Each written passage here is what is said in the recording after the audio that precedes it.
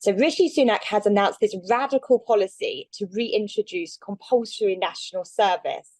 He wants to reintroduce compulsory national service for all 18-year-olds in the UK, which will see them obviously sign up and volunteer with the army or a branch of the armed forces for up to a year after they leave school. So there's two options that people can take at the age of 18 under this system of compulsory national service. The first is that traditional option where you'll apply for a year to join a branch of the armed forces. So that might be the RAF, the Army, or the Navy. And you'll spend a year volunteering, embedding with them, learning those skills, like traditional national service always was. They've also got a new route, a kind of civic route, they're calling it, for people that might not want to go down that path. And this involves 18-year-olds volunteering for a weekend, a month, for a civic institution, something like the police, St John's Ambulance, or even other parts of the kind of civic realm. So they're doing kind of their good deeds on the weekend, but they could still go off at 18 and study at university or go into work as they usually would. Well, obviously, this is just an election policy, so we really have to wait to see the real detail. But I understand that people that refuse to take part will not be criminalised. So we do not expect the detail of this policy to come with criminal sanctions.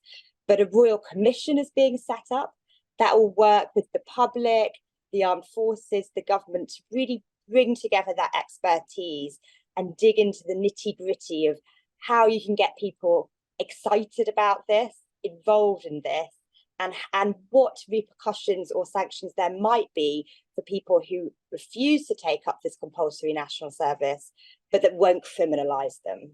Tomorrow's 18-year-olds are today's 16, 17-year-olds, and they don't currently have the right to vote. So they won't actually get a vote on a policy that affects them. Interestingly, Labour and Keir Starmer want to extend votes to 16 and 17-year-olds. So you've got quite a different offering here between the Tories and Labour at this election. The Tories are talking about this national service that will affect 16 and 17-year-olds, but they don't really yet get a say on it. Now, lots of 16 and 17-year-olds might think this is a great idea and want to sign up, but it is true that they don't get a vote on it.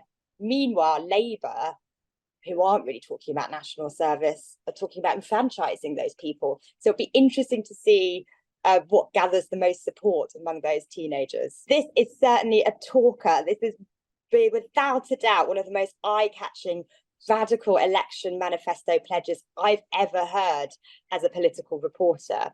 I think it has the potential to really divide opinion. Lots of Brits will think this is a great thing. It will help beef up our military, protect the country at a time when we're seeing the global threat really grow, the likes of Russia, China, Iran really showing off their might at the moment. And they'll be keen, I think, not just to protect our borders with this new service, but also to kind of foster a sense of patriotism, civic pride, and I guess a kind of collectivism that maybe our country doesn't always have. That's certainly what the government hopes to achieve by it. But there is no doubt this is going to be hugely controversial. Look, you might get quite a lot of teenagers today saying, we don't want to sign up and volunteer for compulsory national service.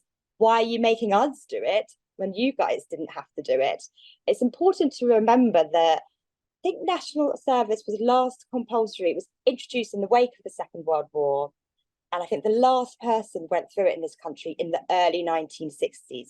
I think he finished up in 1963. So it's been generations since we've had anything like this in the UK. One thing to point out is that other countries do have this. I think Switzerland does, on memory, Finland, I think, Israel. And also it's being talked about in France as well. So we could start seeing more Western countries revert back to national service now the world is just such a dangerous place.